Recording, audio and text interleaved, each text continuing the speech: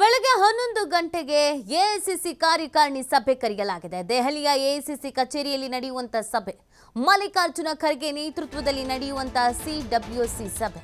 ಕಾಶ್ಮೀರದ ಉಗ್ರ ದಾಳಿ ಬಗ್ಗೆ ಗಂಭೀರವಾದಂತ ಚರ್ಚೆ ಮಾಡಲಾಗುತ್ತೆ. ಕಾಂಗ್ರೆಸ್ ಪಕ್ಷದ ನಿಲುವಿನ ಬಗ್ಗೆ ಕೂಡ ಇಲ್ಲಿ ನಿರ್ಣಯ ಕೈಗೊಳ್ಳುವಂತ ಸಾಧ್ಯತೆ ಇದೆ. ಘಟನೆಯನ್ನ ತೀವ್ರವಾಗಿ ಖಂಡಿಸಿರುವಂತ ಕಾಂಗ್ರೆಸ್, ಆದರೆ ಭದ್ರತಾ ವೈಫಲ್ಯದ ಬಗ್ಗೆ ಕಾಂಗ್ರೆಸ್ ಅನುಮಾನ ಇದೆ. ಭದ್ರತಾ ವೈಫಲ್ಯದ ಬಗ್ಗೆ ಪಕ್ಷದ ನಿಲುವು ಏನು?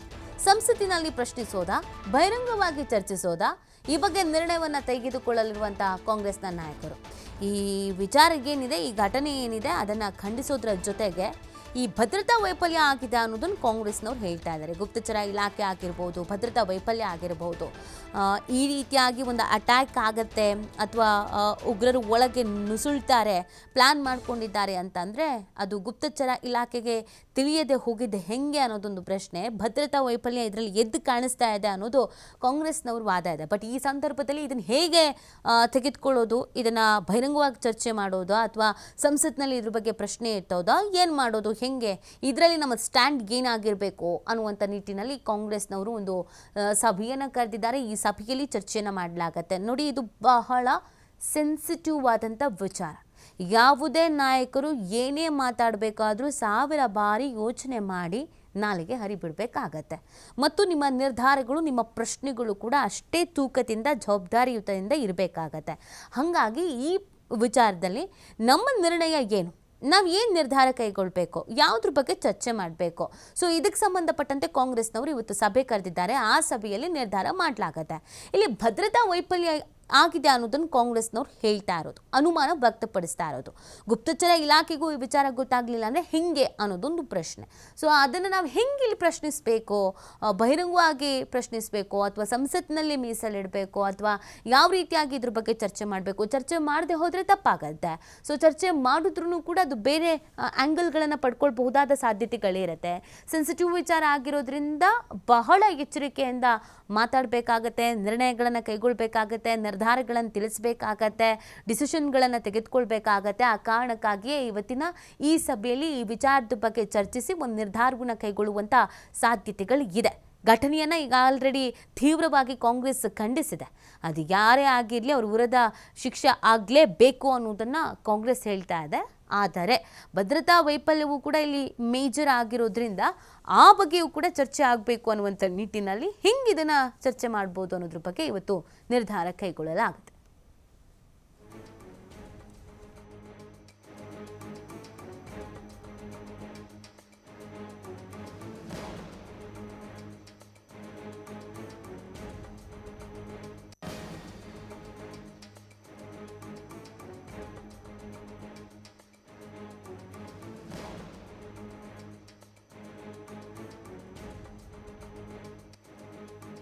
ಈ ಬಗ್ಗೆ ಮತ್ತಷ್ಟು ಮಾಹಿತಿಯನ್ನು ನೀಡ್ತಾರೆ ನಮ್ಮ ಪ್ರತಿನಿಧಿ ಶಿವು.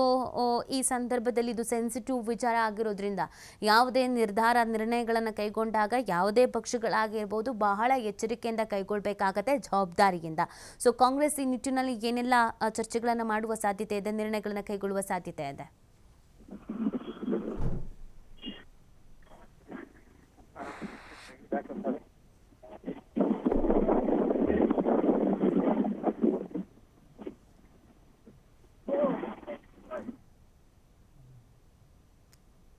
ಓಕೆ, ಸಂಪರ್ಕ ಕಡಿತ ಆಗಿದೆ. Thank you Shivu. ನೋಡಿ, ಸೊ ಇವತ್ತು ಸರ್ವಪಕ್ಷ ಸಭೆ ಬೇರೆ ಇದೆ. ಅದರ ನಡುವಲ್ಲಿ ಕಾಂಗ್ರೆಸ್ ಕೂಡ ಸಭೆಯನ್ನು ಕೈಗೊಂಡಿರುವಂಥದ್ದು. ಈ ವಿಚಾರವನ್ನು ನಾವು ಯಾವ ರೀತಿಯಾಗಿ ಹ್ಯಾಂಡಲ್ ಮಾಡಬೇಕಾಗತ್ತೆ, ಯಾವ ವಿಚಾರವನ್ನು ಪ್ರಸ್ತಾಪಿಸಬೇಕಾಗತ್ತೆ, ಪ್ರಶ್ನಿಸಬೇಕಾಗತ್ತೆ, ಆ ಬಗ್ಗೆ ಇಲ್ಲಿ ಚರ್ಚೆಯನ್ನು ಮಾಡಲಾಗತ್ತೆ. ಸಂಜೆ 6 ಗಂಟೆಗೆ ಸರ್ವಪಕ್ಷ ಸಭೆ ಬೇರೆ ಇದೆ.